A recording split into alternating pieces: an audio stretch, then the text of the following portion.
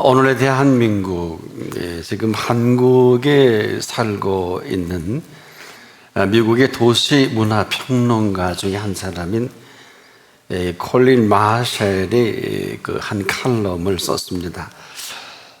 유력 주간지인 뉴요커에 실렸는데 그가 한국에 사는 이유를 밝혔습니다.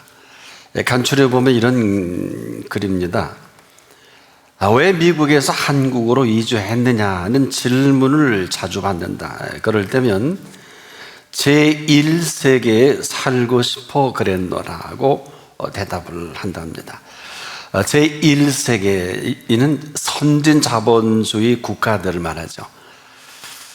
처음엔 반농담조로 시작한 이 대답이 새로운 타당성을 얻게 되어가는 것을 발견했다. 그러면서 한국을 방문한 미국인들은 올 때마다 잘 정비된 지하철망에 선망을 표시했다고 합니다. 또 수많은 사회 기반 시설들과 자국에서는 생각도 못할 일상적인 편리함, 이런 것을 매우 부러워했다고 합니다. 우리는 10년 전부터 선진국으로서 이 한국은 가장 강렬한 인상을 심어온 국가 중에 하나라고 하면서 끊임없는 K-팝의 창출, 사회 모든 분야에 연결한 컴퓨터망, 또 아카데미상을 석권하는 저력까지 보여줬다. 그런데도 한국인들은 아직 자기들 나라를 낙후된 후진국으로 여기는 경향이 있다는 것입니다. 한 한국인 친구를 만났을 때 국가적 열등감이라고 이런 표현한 적이 있는데, 그 원인 중에 하나가 일제 식민 통치의 유산으로 일제의 끊임없는 부정적 선진 세계로 인한 후진성이 타고난 열등함에서 비롯했다. 그리고 이렇게 여긴다는 것입니다. 또한 김치 열등감도 있다고 지적합니다. 한때 미국 내 한국인들은 김치로 인해서 더러운 냄새가 나는 천민 취급을 당한 적이 있는데, 그래서 이제 한국은 특히 미국인들에게 인정받기를 원한다는 것입니다. 아이러니한 것은 한국이 이미 여러모로 미국을 앞서 있는데 여전히 현재도 그렇다는 이 사실을, 이는 수명이 더 길고 교육 수준도 더 높고 실직하거나 가난 속에서 살아야 할 가능성은 매우 적은, 그럼에도 후진국 열등감에서 벗어나지 못하고 있다는 안타까움을 이야기합니다. 또 강력 범죄가 아주 적고 또 곳곳에 공중 화장실이 있다는 이 사소한 이유까지 들먹이면서 그가 대답했다고 그래요. 그래서 그토록 이런 지적도 합니다. 코리안 드림을 내가 이루고 사는 이유 중에 하나는 사실적인 측면에서 코로나19 바이러스를 대처하는 한국의 의료진의 실체를 세계에서 가장 효율적이고 발전한 나라 미국을 앞선 것을 보게 됐다고 말합니다. 이제 지금 이제 성경의 사실적인 얘기를 저는 한번 해보겠습니다. 예수님께서는 제자들의 예수 그리스도의 부활을 믿지 못하는 이 두 가지 이유, 이 사실을 사실로 믿지 못하는 이 비극을, 첫째는 믿음이 없음을 지적했습니다. 예수님의 3년의 공생에는 모두가 이 사실을 말씀했고 또 이 사실만큼 심각하게 다룬 것은 없었습니다. 자, 이것을 믿지 못해서 유리방황이 되고 또 믿을 대상이 없어서 헤매이는 이들의 실상을 말씀했습니다. 자, 근데 이 믿음은 믿음을 거부로 끝나지 않고 이 거부한 삶이 제한적일 수밖에 없다는 것입니다. 그럼에도 그들이 살아가는 삶의 실체는 한순간도 이러한 틀에서 벗어나지 못하고 있음을 매우 안타까워하셨습니다. 눈을 들어 산을 보라, 또 공중의 새를 보라, 들의 백합화를 보라. 내일 아궁이에 던지는 들풀도 하나님께서 이렇게 먹이시고 입히시거든 하물며 너희 일까 보냐, 오히려 물으신 겁니다. 이것은 눈이 있어도 제대로 보지 못하고 귀가 있어도 듣지 못하는, 그리고 저나 여러분에게 생각할 수 있는 이 마음까지 선물로 주셨는데, 이 모든 것을 잘못 생각하는 이 안타까움으로 생각하여 보라 하신 것입니다. 그랬던 생각, 우리가 생각지 못한 이 생각이 한계죠. 지금도 어떻게 잘하는가 생각하여 보라, 누가 물은 거예요? 우리는 그냥 잘하지 않겠는가라는 이 생각이 여기까지라면, 어떻게 잘하는가 생각하여 보라, 우리는 지금도 어떻게 할 수 있는 게 아무것도 없어요. 또 어떻게 할 것조차도 잘 알지 못합니다. 우리가 어떻게 할 수 있는 사람들이 아닌데 지금도 부단히 뭔가 열심히 그 방법론을 창출합니다.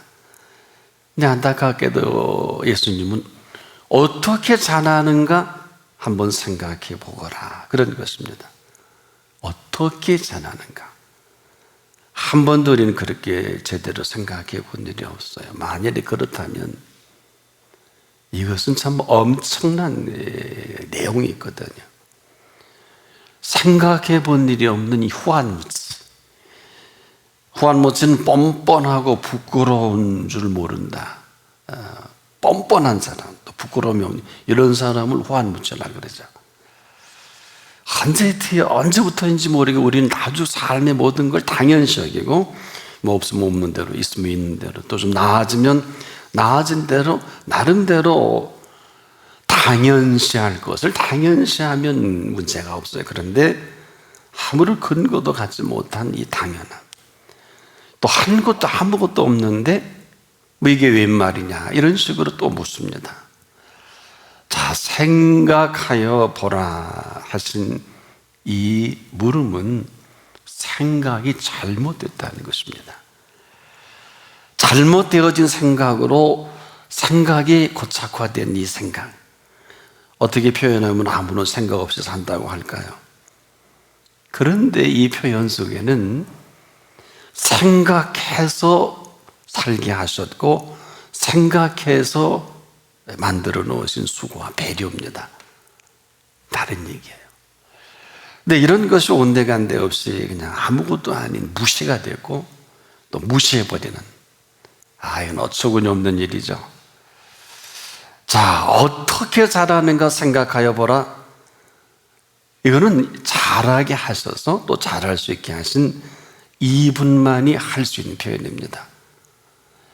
이렇게 모든 것들을 키우시고 잘하게 하셨기 때문에 아주 당당하고 아주 분명한 이 배려로 이 표현을 하신 거예요.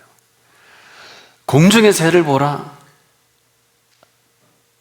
우린 그냥 새를 보고 공중에 새가 날아가는가 보다 한다면, 이 공중의 새를 날아가게 하셨고 공중의 새를 먹이시고 공중의 새를 저만큼 날도록 먹이시고 키우시고 키우심으로 날게 한 그 새가 그냥 하루아침에 날아갈까요? 그냥 하루아침에 나는 새는 없습니다. 하다못해 둥지에서 날아가는 새도 그 어미새가 얼마나 열심히 훈련을 시킵니까? 모이 하나 줘놓고 또 쫓아내고. 생각하여 보라. 이 얘기는 우리는 지금도 자꾸 믿어서 뭘 하라고 그렇게 하지 않습니까? 근데요, 믿는 사실만큼 사실적인 것이 어디 있습니까? 믿는 그 사실만큼 그 믿음은 실체가 돼서 그 실체께서 움직이시는 그 움직이심으로 살아가게 하는 그 실체가 있거든요. 그래서 생각하여 보라는 것은 그냥 생각에 빠지라는 이 말씀이 아니라 생각하여 보라는 그 생각을 생각해 보라는 것입니다. 이 얘기는 그 생각으로 생각하게 하셨고 또 생각하고 계신 그분께서 오늘 우리에게 한번 생각해 보라. 너 어떻게 잘하는가 생각하여 보라. 방법론이 아니죠. 바로 그 일을 행하신 그 일을 말하고 계십니다. 이 얘기는 지금 하실 만한 일들은 다 이루어 놓으셨어요. 그리고 그 결과에 대해서 우리에게 지금 묻고 계신 거거든요. 이루실 만한 것들을 다 이루신 그 이후에 오늘 이 말씀에 서 계신 시간이에요. 때문에 우리에게 무엇을 하라는 게 아닙니다. 이뤄놓으신 그 사실을 너 한번 생각해 보겠니? 하도 우리가 엉뚱한 생각하니까 너 공중의 새를 보고 별의 백합화를 보고 너 어떻게 잘하는가 한번 생각해 본다면 내가 지금 어떤 모습으로 너희 앞에 서 있는지 어렵지 않지 않겠느냐. 어떤 그 점진적인 의미로서의 말씀을 하신 거거든요. 하도 우리가 못 알아듣고 너무 어렵게만 생각하니까 쓸데없는 생각으로 가득 차 있고. 자, 이렇게 묻는 물음에 오늘 너가 한번 답을 해야 되지 않겠냐? 어떻게 생각하여 어떻게 잘하는가 한번 네가 나름대로 생각한 것을 말해보라 하는 것입니다. 내가 할 만한 일들은 지금 다 이루어 놓았는데 이제는 네 답을 듣고 싶다는 거거든요. 아궁이에 던지는 들풀도 이렇게 먹이시고 입히시거든. 자, 이 사실 앞에 하물며 너희를 가보냐 하신 거거든요. 내가 할 수 있는 그 사실만큼은 이제 열어 놓아야 되지 않겠냐? 다 이루었고 이룬 것에 오늘 너에게 대해서 내가 묻는다는 것이고 네가 물으면 그 사실을 근거로 내가 그 나머지 일을 이루어 가겠다. 아무것도 없어요. 그 근거가 없어요. 그 믿는 믿음이 근거가 있으면 참 좋겠는데 믿는다는 게 믿고 자꾸 뭘 하려고 합니다. 믿음은 지금도 믿고 뭘 하는 걸 말하지 않아요. 바로 믿는 그 믿음 자체가 믿음이 사실이면 그 믿음이 살아가게 하는 믿음이에요.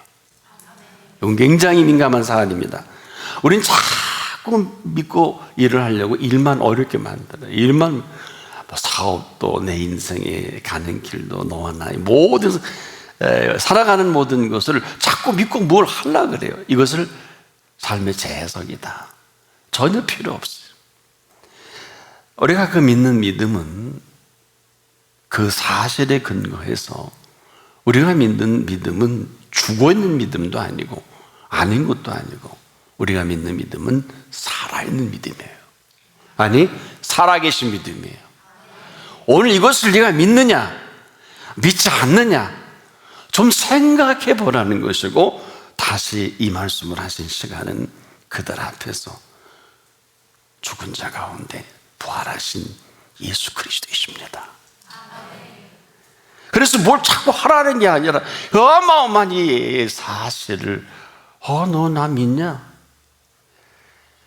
그래서 의인은 믿음으로 말미암아 사는 거야. 모르는 사람은 없어요. 믿는 사람이 없어요. 이것은 그 믿는 믿음으로 말미암아라는 것은 그 믿음이 살아있는 믿음이요 살아계신 그 실체께서 오늘 움직이게 하시는 그 실체라는 거예요. 자, 이쯤 되면 심각해지죠. 이런 거예요. 여러분, 불의가 뭡니까? 불의는 의를 모르는 사람을 불의라고 하면서 이 불의는 이 불의한 사람들은 지금도 거대한 세력을 만들고 그 세력으로 의인을 삼킬 수 있어요. 그런데 의인을 없이 할 수는 없습니다. 이게 무슨 얘기냐? 의인을 그 불의한 불의로 없앨 수 있도록 허락하신 일이 없어요. 이 사실이 십자가 위에서 우리 극명하게 드러난 불이기도 합니다. 이들은 그렇게 없애면 어마어마한 세력을 배경으로 없애질 줄 알았던 불이에요. 아주 거대한 세력입니다. 한마디로 이 불이란 의를 알지 못하니까 이 사람들이 의인 줄 알아요. 그래서 지금도 우리가 의를 모르면 그냥 불의한 거예요. 그런데 정의인 줄 압니다. 자, 이러한 불의함으로 이들의 특징은 마음대로 하고 싶어요. 그렇지 않아요? 이 불의한 세력은 어마어마한 세력을 오늘도 만들어서 자기 마음대로 하고 싶어하는 불이다. 그래서 이 문제를 가장 심각하게 여기신 분이 예수님이에요. 이 불의한 사람 아무리 선한 일을 해도 불의합니다. 아무리 의롭게 살아도 불의한 사람이에요. 의롭지 않아요. 세력을 만들어서 가장 불의한 것을 의로 포장을 해도 이것은 불의한 일이에요. 그리고 의인을 삼키고 마음대로 할 수 있는 줄 알지만 이 불의는 의를 절대로 이기지 못합니다. 아니, 이길 수가 없어요. 그리고 의는 뭐냐? 바로 이긴 싸움으로 이기신 이기심을 말합니다. 의는 그런 거예요. 그냥 얻어지는 이게 아니라 이긴 싸움으로 이기신 그 이기심, 예수 그리스도의 부활이십니다. 이것은 이기신 의뿐만 아니라 이기신 이기심으로 죽인 자 가운데 다시 살아난 이기심이에요. 이긴 거예요. 그래서 의란 반드시 이긴 싸움으로 불의가 삼켜버린 의라 할지라도 이 이기신 이김을 이겨낼 수가 없어요. 그래서 불의가 삼켜버린 의를 삼킬 수는 있어도 없앨 수는 없다. 왜? 이기신 이기심으로 죽여 없앴는데 다시 살아나게 하신 의입니다. 이것을 불의가 지금도 무식해서 몰라요. 되게 불의한 사람은 무식하죠.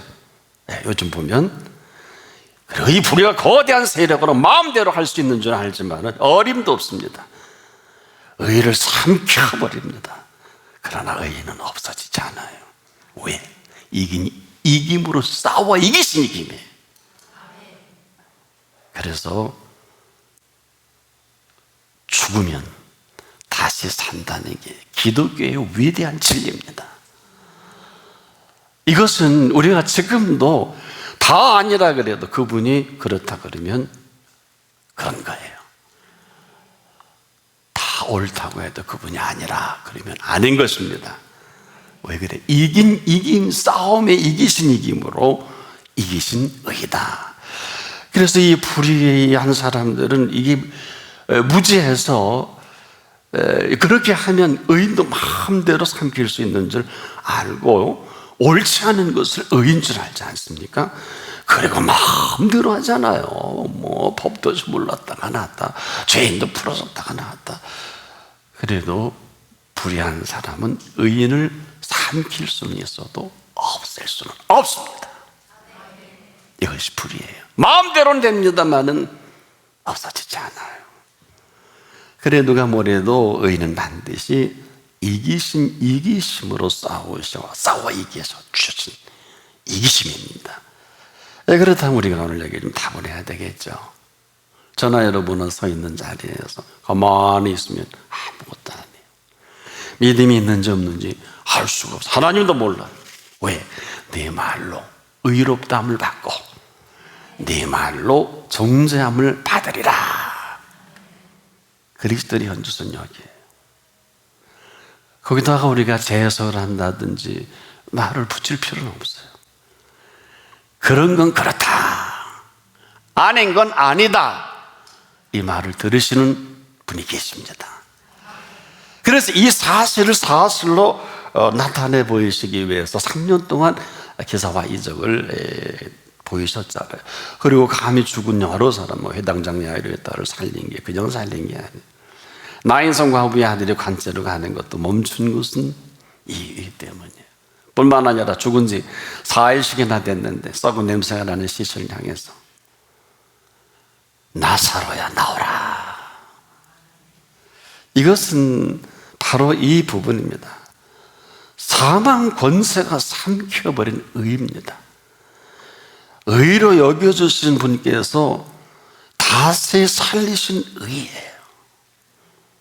나사로가 대단해서 먹을 만해서가 아니에요. 나사로가 예수를 믿는 그 한 가지를 의로 여겨주셔서 사망 권세를 물리치시고 살려내신 의입니다. 물론 또 죽을 수도 있어요. 또 살려내면 되잖아요. 저와 여러분이 안 죽을 것 같아요? 안 죽을 것 같아요? 죽습니다.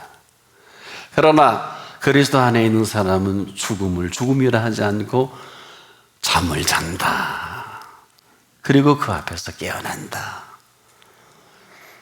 사망 권세가 의인을 마음대로 삼켜버릴 수 있을는지는 몰라도 의인은 마음대로 할 수가 없습니다. 왜? 예수 그리스도의 의인은 이긴 이기심으로, 그 싸워서 이긴 이기심의 의입니다. 제가 이렇게 말씀을 드리는 지금도 우리가 의롭다고 여기신 이 어마어마한 권능이에요. 여러분에게 좀 묻고 싶어요. 여러분, 이러한 권능을 입은 사람들이 보는 세계, 들려지는 소리, 생각하는 생각의 영역. 파스칼은 생각하는 갈대라는 표현 속에 이 우주에 광대무변하다는 이 표현을 쓴 일이 있어요. 그러면서 그는 탕세를 쓰면서 내 안에 텅 빈 이 공간에 예수께서 채우시면서 내 생애가 다시 사는 생애가 됐다, 이런 표현을 하는 것은 파스칼이 한 건 아무것도 없어요. 지금도 마찬가지입니다. 예수께서 3년 동안 이 사실을 내는 모든 메시지가 여기에 귀결되어 있어요. 우리만 지금 잘 모르고 그냥 궁정의 새를 보라 하니까 그렇구나, 들의 백합화 향기 좋은데, 이렇게 해서 끝나죠. 그러니까 내 나오기에 던진 들풀이다. 이것도 이렇게 먹이시고 입히시거든. 하물며 너일까 보냐라도 깨닫지 못하고, 지금도 여러분 죄송하지만 지금 먹고 사는 사람 이것 때문에 부부싸움 하는 거 아니에요? 먹고 사는 것 때문에 지금도 뭐 직장이 어둡고 좋은 요즘 우리나라 항공이 지금 95%가 인천국제공항에 이렇게 아무것도 못하고 5%만 움직이나 보죠. 그 좋은 직업의 파일럿도 누구나 되고 싶어하는 그 일 중에 하나 아니에요. 근데 뭐 그분들 월급도 못 주네요. 이게 계속되면 지금 한 2달 지나면 다 파산된다네. 어떤 물질이 거기에 주어지지 않으면 이렇게 어마어마한 사건이 우리 눈앞에 보이는데, 자, 여러분의 현주소는 어디입니까? 그래서 의로 여김을 받은 사람은 믿음으로 말미암아 살아가는 걸 말합니다. 믿음으로 말미암아 살아가는 의입니다. 이것을 오늘도 알고 살아가느냐, 이것을 모르고 살아가느냐, 이 두 부류의 사람이 있지, 다른 사람은 있을 수도 없고, 있어도 뭐 별 볼 일 없겠죠. 팩트에 의해서 오늘을 사느냐, 아니면 그렇지 않은 것에 의해서 살아가느냐. 그래서 우리가 인생의 마지막에 이 사실을 알고 산 사람은 마지막에는 알잖아요. 어디를 갈지, 어느 분이 반겨줄지. 가끔 여러분도 그런 얘기 하시죠. 우리 어른이 돌아가실 때 뭐 천사가 와서 수발을 들고 뭐 음성을 듣고, 저도 뭐 장례를 치르기 전에 임종에 가까운 분들 그런 소리 많이 들어요. 그분이 보는 세계이지 않습니까? 그리고 뭐 손 붙들고 간다는 이런 표현도 해주시는데, 여러분과 제 마지막 시간에 땅을 치고 슬피 울며 이 일을 간다면 헛산 거예요. 헛되고 헛되며 헛되고 헛되니 모든 것이 헛된 것에 붙들고 지금도 연연하고, 남편을 어렵게 만들고 부인을 어렵게 만들고 애들을 제대로 키울 수 있는 사람이 저는 많이 못 봤어요. 드물대요. 왜? 자녀가 누군지를 몰라요. 자녀는 그냥 열심히 내가 원하는 컨셉대로 해서 학원 보내고 그냥 어학하고 해서 해외 유학 보내고 뭐 교수도 만들고 뭐 학위도 할 수 있겠죠. 그래서 뭐 하려고요? 돈 벌어 뭐 할래? 공부해 뭐 할래? 묻지 않을 수가 없어요. 잘 만든 아주 인물은 잘 만들었는데 내 새끼, 내 자녀는 될 수 있을런지 몰라도 하나님의 자녀 되긴 불가능합니다. 이유는 긴 세월을 세팅을 하고 셋업 시켜버렸어요. 그래서 그가 그 생명의 세계를 듣기 보고 생각하기는 너무 멀리 왔어요. 계속 저놈의 새끼 말 안 들어 처먹는 게 아니라 본인이 만든 작품이에요. 지금도 마찬가지, 정도의 차이예요. 자녀가 말을 안 듣습니까? 내비두세요. 그냥 내비로 두는 게 아니라 그가 하나님과 멀어져 있는지 가까이 있는지 이 부분만 점검을 하면 돼요. 그러면 우리가 참된 섬김을 한번 물어볼까요? 여러분, 참된 섬김이 뭐예요? 우리가 지금 예수 그리스도를 섬긴다는 것은 어려운 게 아니에요. 그 앞에 있는 걸 말합니다. 그 앞에 있지 않으면 섬김을 제대로 섬길 수가 없어요. 자, 오늘 이 말씀을 하시기 전에 가장 탁월하게 섬긴 사람들이 동선이렇게 보이잖아요. 어떤 사람들일까요? 3년 동안 어마어마한 사람 오고 베세다 광야에서 수만 명이 예수님 앞에 있었어요. 근데 예수님이 십자가에 질린다 다 떠나고 12제자와 여인들만 남습니다. 마지막 만찬에 12제자에게 떡을 찍어서 발자가 넣어라 이렇게 얘기도 못 알아들어요. 그리고 발까지 씻겨주시는 대로 그 감동이 없어요. 슬픈 일이죠. 그리고 이제 그 밤에 잡히셔서 그리고 아침 9시까지 고통과 조롱과 그 침뱉음을 받고 오진 정말 멸시를 당하는 현장에 누가 있었어요? 십자가 지실 때 오전 9시에 지셔서 오후 3시까지 고통당할 때 누가 있었어요? 막달라 마리아와 몇몇 마리아와 제자들은 보이질 않아요. 숨어서 봤겠죠. 그러면 죽은 자 가운데 3일 만에 공교롭게 안식일이 껴있지요. 정확히 그 다음 날이라 전하죠. 안식일은 움직일 수 없으니까 안식 후 첫날 가장 먼저 움직일 수 있도록 열어놓은 그 시간, 막달라 마리아가 제일 먼저 어리석게도 시신의 향품을 받으려고 그 앞에 있었던 그녀는 실수가 될런지 몰라도 아무도 찾아가지 않는 무덤을 향해 달려가잖아요. 근데 놀라운 일이 벌어집니다. 어마어마한 돌이 굴려져 있고 빈 무덤에 놀라서 보니까 그 천사가 어찌하여 산 자를 죽은 자 가운데 찾느냐 이런 음성을 들어요. 그는 너무 기뻐서 어쩔 줄을 몰라 그 제자들에게 그 들은 사실을 그대로 제자들에게 문 걸고 덜덜 떨고 있는 사람에게 전합니다. 베드로가 달려갑니다. 그리고 와서 얘기하는데 여전히 못 믿어요.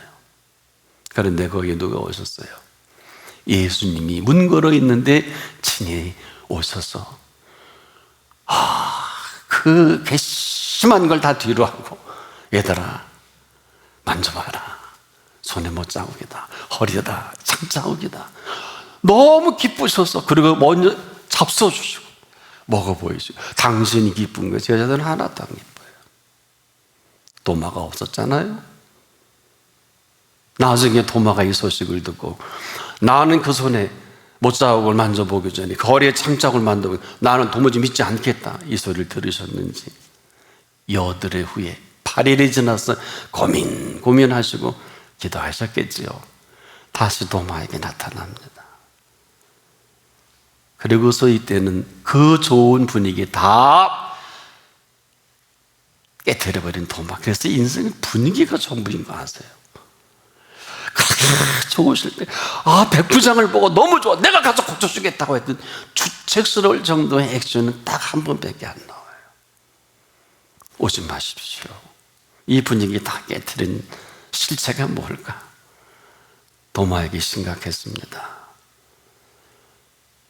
너는 보지 않고 믿지 않겠다고 하니까 만져봐라. 만져봐. 심각합니다. 만져봤어요. 그러고 믿는다고 하니까 잘 들어라. 너는 나를 본 거로 믿느냐? 보지 않고 믿는 자는 복되도다. 이 이야기가 뭐예요? 주님의 이 부활의 3년의 모든 그 배려와 기다려주심과 은총이 아무것도 아닌 도마가 된 이 사실을 우리는 그냥 보게 됩니다.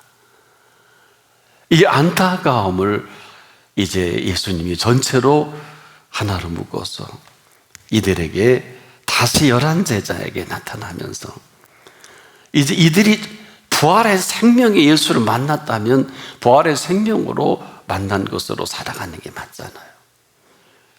그런데 역시 이들을 보면서 믿음이 없는 것과 마음이 완악한 것을 꾸짖은 것은 지금 이 마음이 완악하다는 게 뭘까요? 믿음도 선물입니다. 마음도 선물입니다. 그래서 우리가 마음대로 하는 거예요. 마음대로 하시는 분, 지금까지 마음대로 하신 분 계십니까? 여러분이 마음대로 하는데 아내가 관계해요, 남편이 참견해요, 애들이 해요.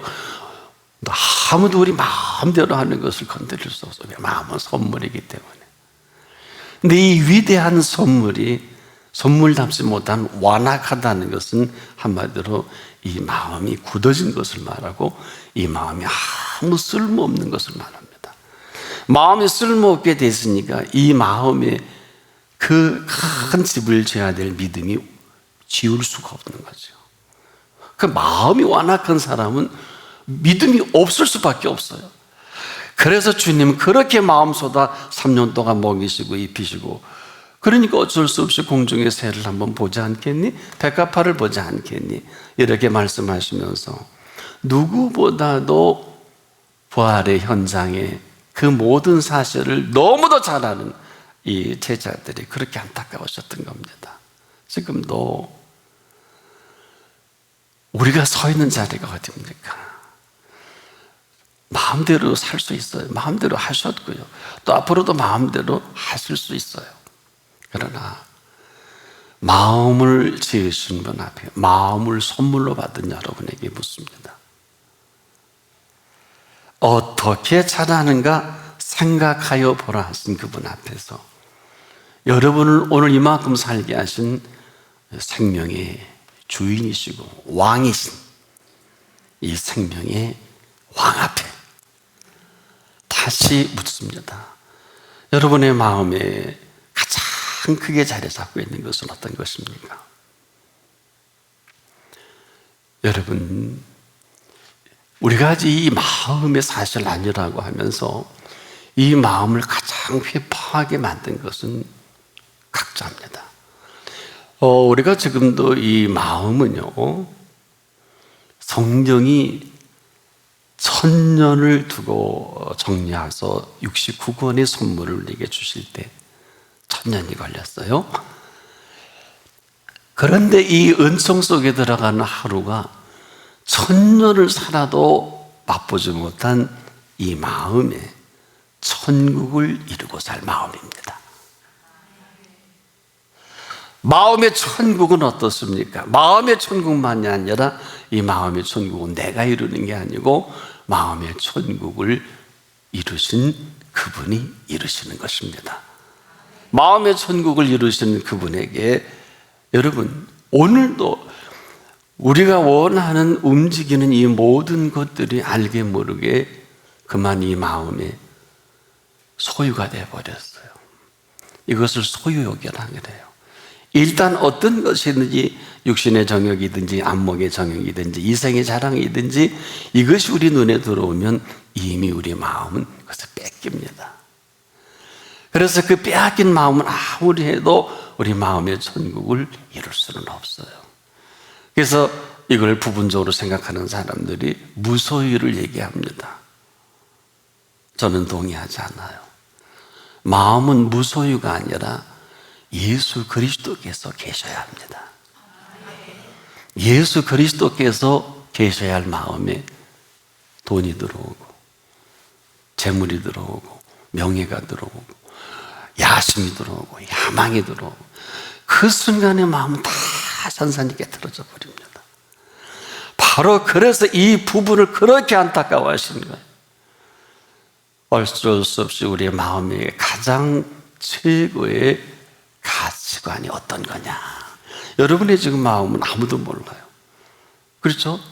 가장 소중하게 여기시는 마음이 있는데 아무도 몰라. 얘기해 준 적도 없고. 왜? 근데 이건 수시로 바뀝니다.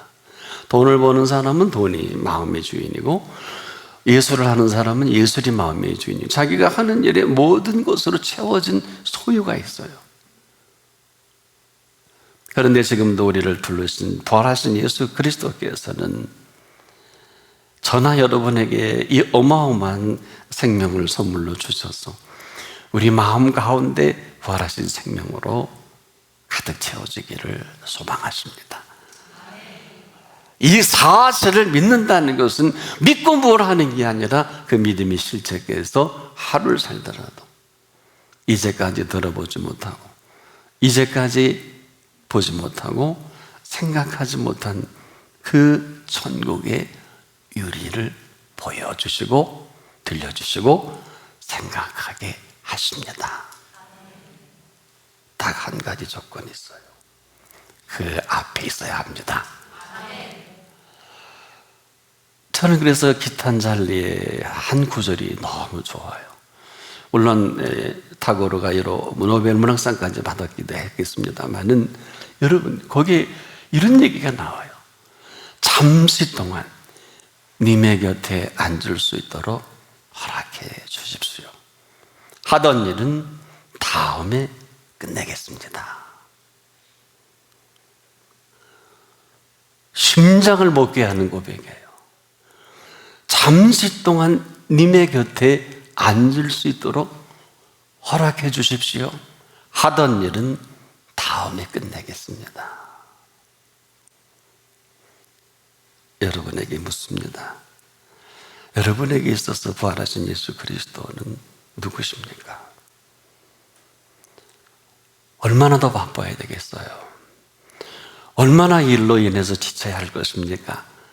얼마나 마음의 쓰레기 같은 소유욕으로 도무지 그분이 들어갈 수 없도록 만들어버린 이 마음은 누가 책임져 줄 것인가? 마음의 왕자 예수가 오셔서 못 고칠 병이 어디 있겠어요?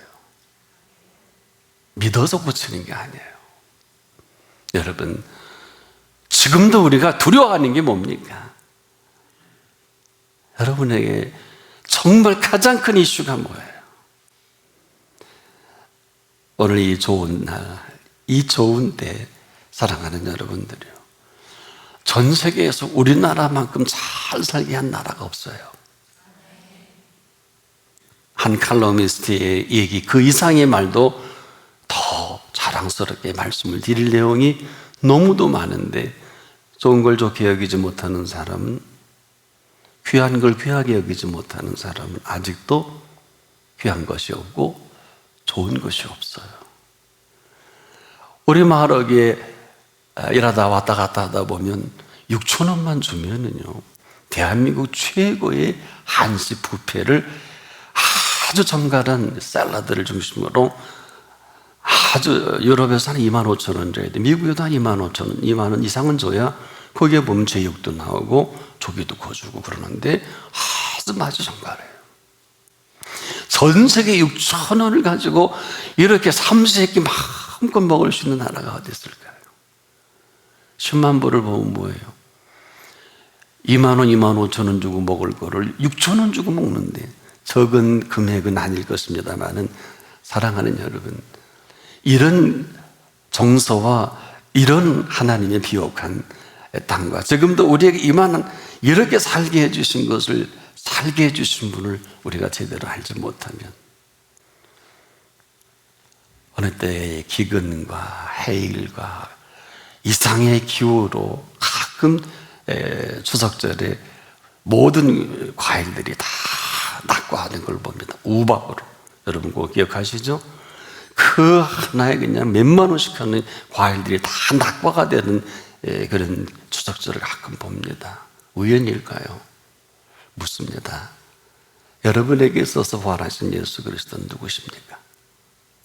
오늘 꼭 답을 하시고, 여러분 앞에 계신 분이 누구십니까? 답을 하는 생애가 열려지길 축복합니다. 기도하겠습니다. 고맙습니다. 감사합니다. 우리가 살아가는 이 삶의 현장을 우리보다 더 잘 아시고 더 확실하게 우리의 과거와 현재와 미래를 꿰뚫어 볼 수 있는 주님 앞에 오늘 우리 한 사람 한 사람을 불러주신 것을 감사합니다. 이제 이만큼 살게 하셨으니 살게 하시는 내가 앞으로도 영원한 생명의 은총으로 살아가게만 하옵소서. 예수님의 이름으로 기도합니다.